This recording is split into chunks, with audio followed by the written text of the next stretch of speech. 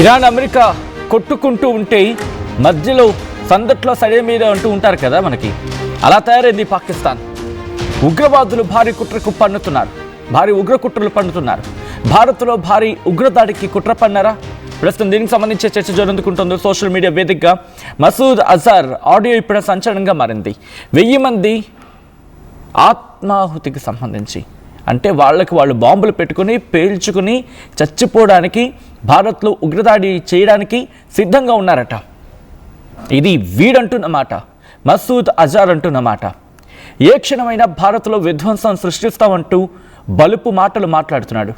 మసూద్ మాటలతో దేశవ్యాప్తంగా భద్రతా బలగాలు అప్రమత్తమయ్యాయి. మసూద్ ఆడియో ఎప్పటిదనేది ఇంకా క్లారిటీ రావాలి. ఆపరేషన్ సింధూర్ దెబ్బకు తోక ముడిచాయి ఈ ఉగ్ర మూకలు. కానీ ఇప్పుడు మళ్ళీ పేటరేగిపోతున్నాయి. వీడేమన్నాడు ఒక్కసారి మీరు వినండి, ఆ తర్వాత డీటెయిల్గా మాట్లాడుకుందాం. అసలు ఎందుకు వీడు ఇటువంటి ప్రేలాపన పేలుతున్నాడు, దీని వెనకాల కారణం ఏమై ఉండొచ్చు, మీరు మాట్లాడే ప్రయత్నం చేయండి, మీరు కమెంట్ చేసే ప్రయత్నం చేయండి. ఆ తర్వాత ఇన్ డీటెయిల్గా మాట్లాడుకుందాం.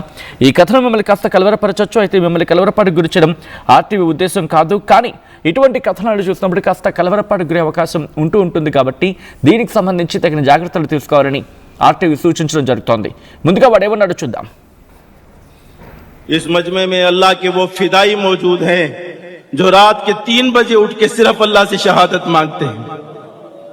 ना ये कहते हैं कि कर्जे उतर जाएं, ना ये कहते हैं कि बीवी मिल जाए, ना ये कहते हैं मकान मिल जाए, ना ये कहते हैं दुकान मिल जाए, ना ये कहते हैं बच्चे फर्मा बरदार बन जाए, ना ये कहते हैं यूरोप का वीजा मिल जाए, ना ये कहते हैं अमेरिका का वीजा मिल जाए, ना ये अल्लाह से गाड़ी मांगते हैं, ना नए तर्ज का मोटरसाइकिल मांगते हैं, ना अल्लाह ताला से आईफोन मांगते हैं। ये अल्लाह से कहते हैं अल्लाह शहादत दे दे, हमारे अमीर के दिल में डाल दे, मुझे पहले नंबर पे कर दे, मुझे आगे कर दे।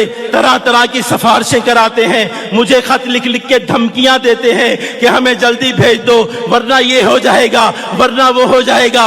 मुझे अल्लाह का वास्ता दे के कहते हैं हमें जल्दी आगे भेज दो, हमें जल्दी आगे भेज दो। मुझे रसूल के वास्ते दे के कहते हैं हमें जल्दी आगे भेज दो। मुझे मदीना शरीफ की दुआएं दे के कहते हैं अल्लाह ताला आपको मदीना दिखाए, मुझे जल्दी आगे भेज दो। कभी क्या तरीका इख्तियार करते हैं, कभी क्या तरीका इख्तियार करते हैं। रब से मुलाकात का इनको इतना शौक है, इतना शौक है। ये 1 नहीं है, ये 2 नहीं है, ये 100 नहीं है, ये 300 नहीं है, ये 1000 नहीं है। तादाद बता दूं तो कल दुनिया के मीडिया पर शोर मच जाएगा। ये चलेंगे इंशाअल्लाह, ये जाएंगे इंशाअल्लाह, इनका रब इनको कबूल करेगा इंशाअल्लाह। इसलिए कि हमारे रब ने हजरत मोहम्मद सल्लल्लाहु अलैहि वसल्लम की इस उम्मत के साथ बड़ा लाड फरमाया है। इस मजमे में చూశారు కదా, ఆవేశంతో ఊగిపోతూ అక్కడ వాళ్ళకి ఏదో నేను మంచి చేస్తున్నానని చెప్పి ఆవేశంతో మాట్లాడుతున్నాడు. కానీ నిజంగా మంచి చేసే ఉద్దేశం ఉందా? మరి ముఖ్యంగా వాడు మాట్లాడుతున్న మాటలు అంటే తమకి తాము బలవన్ మరణానికి పాల్పడి ఆ దేశాన్ని మట్టుబెట్టే ప్రయత్నం చేయాలనుకుంటున్నారు. ఒకరు కాదు, ఇద్దరు కాదు, ఏకంగా 1000 మంది కూడా కాదు, వేల సంఖ్యలో బలవన్ మరణానికి పాల్పడి ఆ బాంబులు పెట్టుకొని తమని తాము పేల్చుకొని చచ్చిపోయే మూకలు సిద్ధంగా ఉన్నాయంట. వాడు భారత్లోకి రావడానికి అనుమతించాలని నాపై ఒత్తిడి చేస్తున్నారు. అంటే వీళ్ళు ఉంటారు కదా, బాంబులు బాడీకి కనెక్ట్ చేసేసుకొని తమకు తాము పేల్చేసుకుంటారు. వాళ్ళు భారత్లోకి రావడానికి సిద్ధంగా ఉన్నారట, వీడికి పర్మిషన్ అడుగుతున్నారట. బాగుందిరా, పనికిమాలిన ప్రలాపడంతా మీకు భలే ట్రైనింగ్ ఇస్తారా? ఓకే, వీడికి ఇంకా ఇద్దాం, ముందు ఉంది. మొత్తం సంఖ్యను ఇంకా నేను బయటికి చెప్పను, ప్రపంచం షాక్ అవుతుందంట. ఏంది అయ్యేది షాకు? నేను చెప్తా చూడు, ఒకసారి గుర్తు చేసుకో. అప్పుడు మేము కొట్టిన దెబ్బ ఉంది కదా, ఆ దెబ్బ ఒక్కసారి నేను చెప్తా. వీడెందుకు ఏడుస్తున్నాడో తెలుసా అండి? మనం ఆపరేషన్ సింధూర్లో దాడి చేశాం కదా, దాడి చేసినప్పుడు వీడి కుటుంబంలో ఇంకా 10 మంది చచ్చారు. వీడప్పుడు ఏడ్చాడు, నన్ను ఎందుకు పట్టుకుపోలేదు దేవుడా అని చెప్పి. ఆ ఏడుపు ఇంకా కంటిన్యూ అవుతుంది వీడికి. వీడు ఇంకా అక్కడ తిష్ట వేసుకుని కూర్చొని మాట్లాడుతున్నాడు. అసలు వీడికి ఎందుకంటే భారత్ మీద ఎంత విద్వేషం తెలుసా మీకు?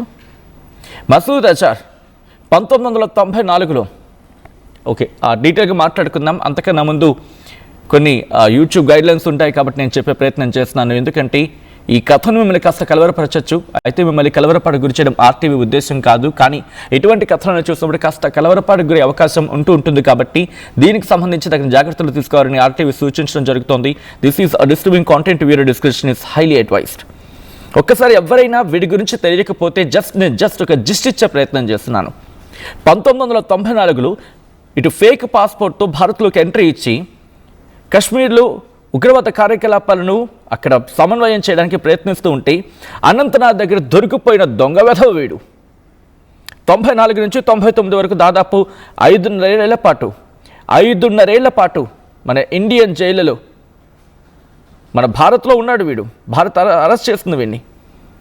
ఇక అప్పుడు పట్టుకుంది వీడికి ఆ కసి పగ అంతా. భారత్ని ఎలాగైనా మనం నాశనం చేసేయాలని చెప్పి కంకణం కట్టుకున్నాడు ఈ పనికి మల్ల వెధవ. బహుశా తిడుతున్నందుకు కొంతమంది మనోభావాలు దెబ్బతింటాయేమో, కానీ వీడిని పొగడాలా ఏంది?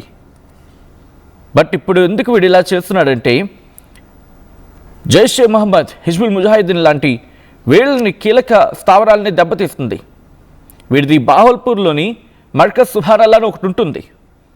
అక్కడ ఉగ్రవాదులు నియమిస్తూ ఉంటాడు ఈ వీడు. వాళ్ళకేమో వాళ్ళని ఇన్జెక్ట్ చేస్తూ ఉంటాడు. ప్రపంచం మీద ఎలా దాడి చేయాలి, భారత్ని ఎలా దెబ్బతీయాలి, ఎలా దొంగ దెబ్బతీయాలి అనే ట్రైనింగ్ ఇస్తూ ఉంటాడు వీడు. మనకి చెప్తున్నాడు నీతులు మళ్ళీని. ఇలాంటి వాళ్ళని ఏం చేయాలి, మీరేమంటారో చెప్పే ప్రయత్నం చేయండి. ఇంకోసారి చెప్పే ప్రయత్నం చేస్తున్నాను. ఈ కథను మిమ్మల్ని కాస్త కలవరపరచచ్చు, అయితే మిమ్మల్ని కలవరపాటు గురి చేయడం ఆర్టీవీ ఉద్దేశం కాదు. కానీ ఇటువంటి కథనాలు చూసినప్పుడు కాస్త కలవరపాటు గురి అవకాశం ఉంటుంది కాబట్టి దీనికి సంబంధించి తగిన జాగ్రత్తలు తీసుకోవాలని ఆర్టీవీ సూచించడం జరుగుతోంది. This is disturbing content, video description is highly advised. ఒకసారి ఆ విజువల్స్ చూద్దాం.